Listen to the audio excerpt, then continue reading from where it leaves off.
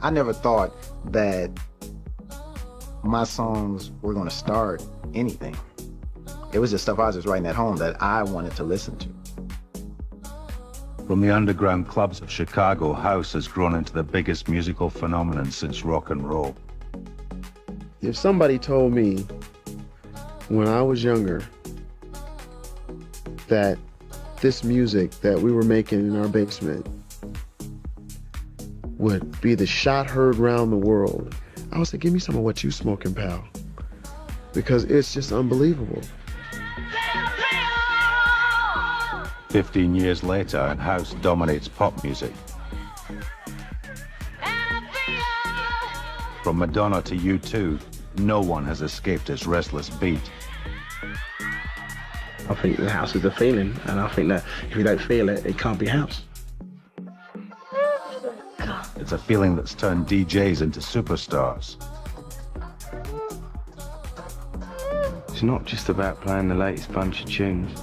Never has been. And it's made nightclubs into global brands. I certainly know that when a DJ gets out there and performs fantastically and does a brilliant job and there's a wicked crowd, you really can't beat it. You know the score, not just a type of music. It's a way of life. It's just a feeling in the clubs that you get from these drive-in tracks, these great tracks, great songs. And I just see all of these people enjoying this music that they don't really understand why it was even created. You know what I'm saying? They don't even understand the basis of what house is trying to do from the get. It ain't about popping it. It isn't. This is the story of the people who made house, the soundtrack to our lives. Anything that starts off underground is house to me. I don't care how big it gets. If it started out underground, then and it had that big club feel, then that's house. We stole everybody's music. I mean, that's how we created our sound. The way the Chicago guys did it, they just took like disco grooves and rehooked them up, you know what I mean?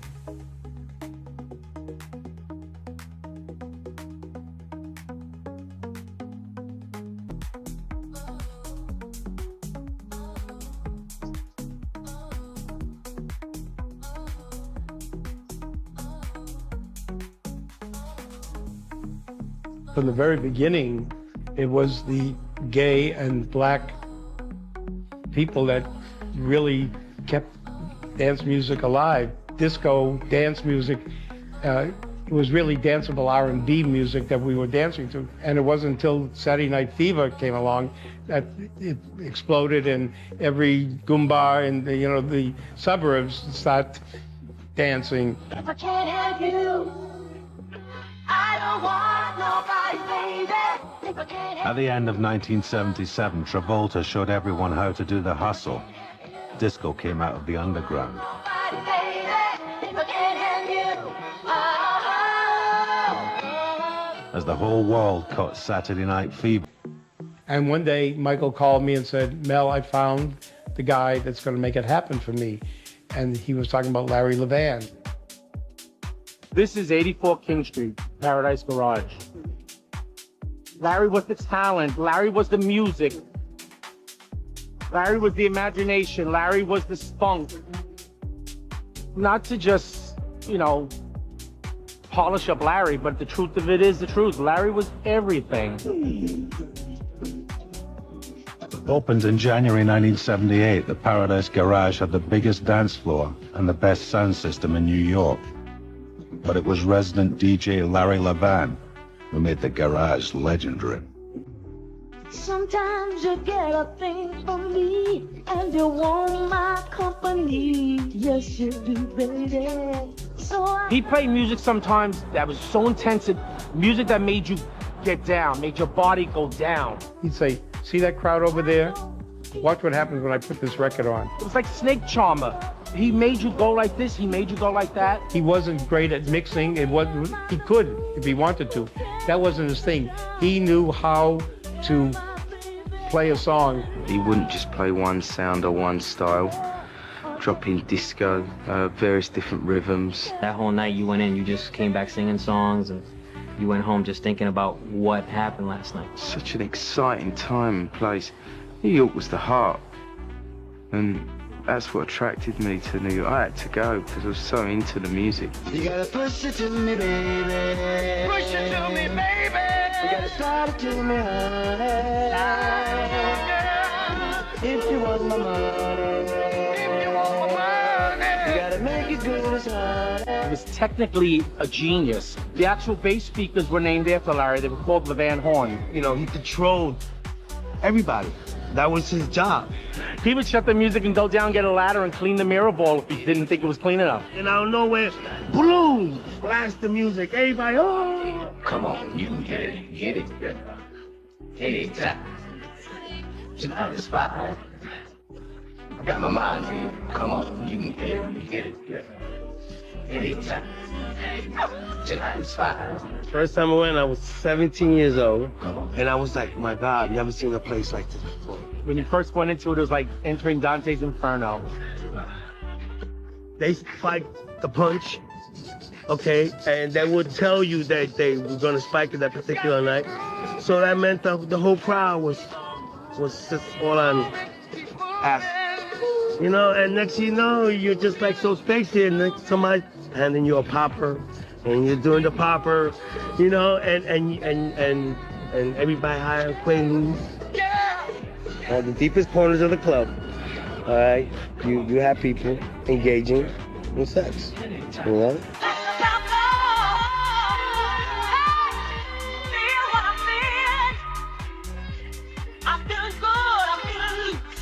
I could never figure out how people could stay up that long because I was kind of quite young then. I wasn't aware that they were doing drugs. So me and my friend, we used to just stay up all night and, you know, come 7, 8 in the morning, we were literally exhausted, but then we brought out the coffee and we were on the coffee, and I always used to fall asleep on the subway going home and end up stuck in the Bronx. A tastemaker of resolute individuality, Larry was an inspiration to a generation of DJs.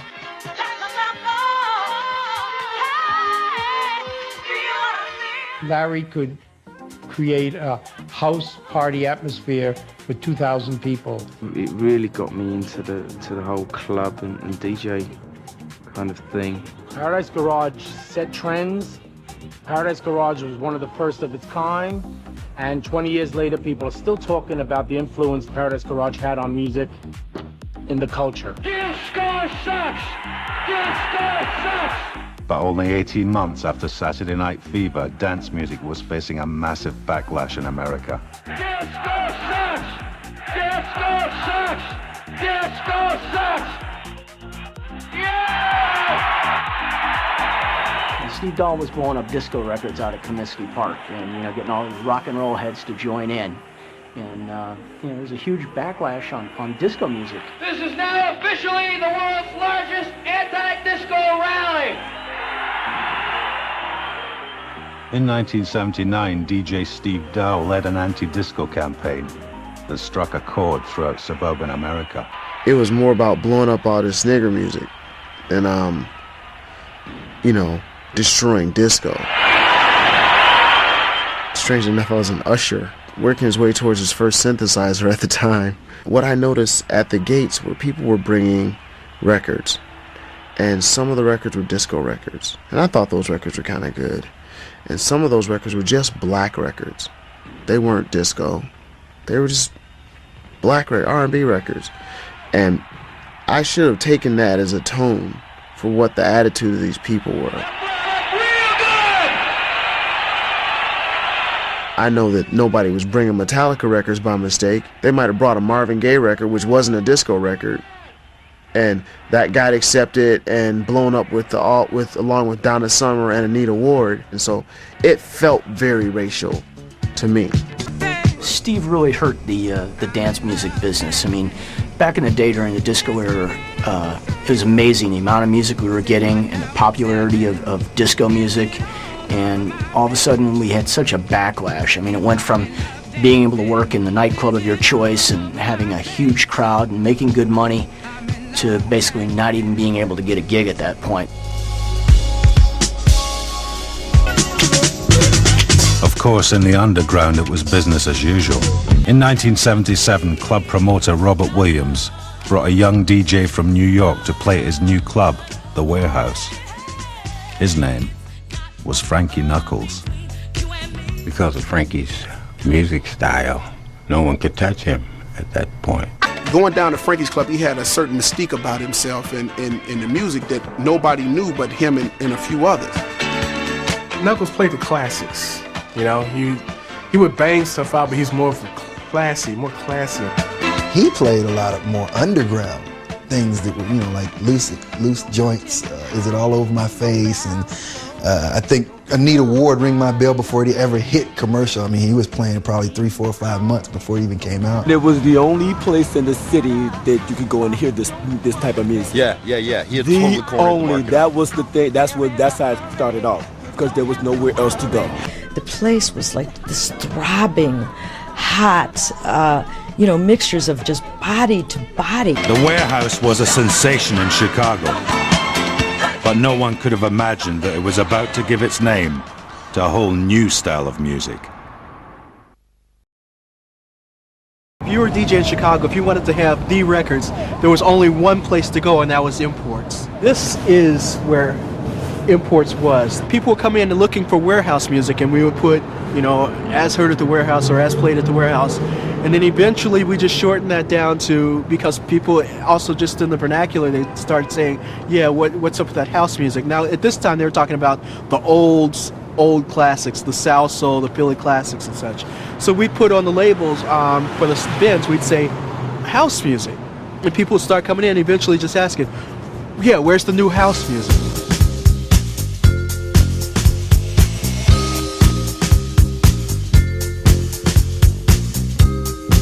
House was originally used to simply describe the style of music played at the warehouse. Primarily it was a lot of the old disco records, and not the poppy type disco record. It wasn't instant replay from Dan Hartman, but it was Scat Brothers' Walk the Night. And we used to just dig in the crates and find something that people forgot about and bring it back. With such a limited supply of old tunes, DJs became increasingly creative on the decks.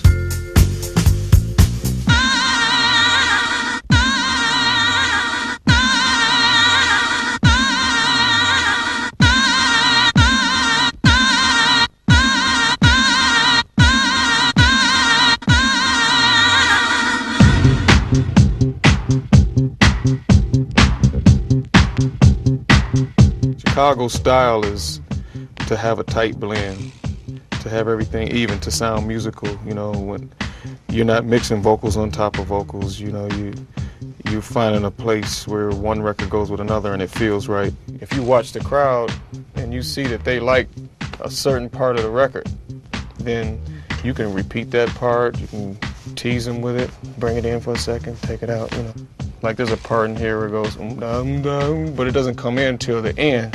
So say I wanted to bring that part in, then I would, if I had it planned, I'll just show you how I would move to that section. Like right now it's on the beginning of the record. I'm gonna take this one and move the record up to the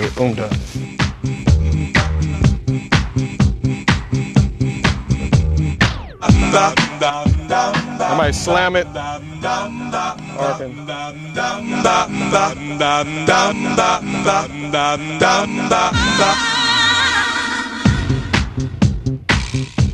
Say I wanted to play that part, but I wanted to get to the verse quicker, I'll just do that.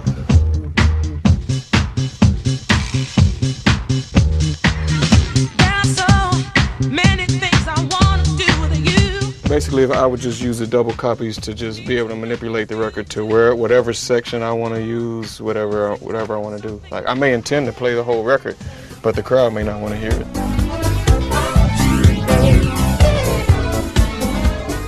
These type mixing techniques were honed to perfection on radio station WBMX by the Hot Mix 5.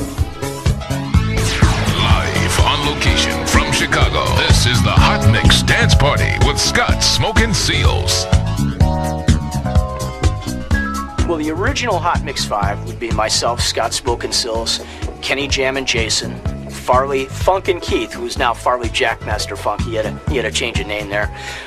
Mickey Mixon Oliver, and Ralphie it was Rafi Rock and Rosario back then. I think initially there actually would have been 6 of us, and one of the guys didn't show up that day. Poor Jeff Davis. Sorry, Jeff. It was just such a mystique to that whole show. You know, Saturday Night Live, ain't no jive. I remember that was what they used to say.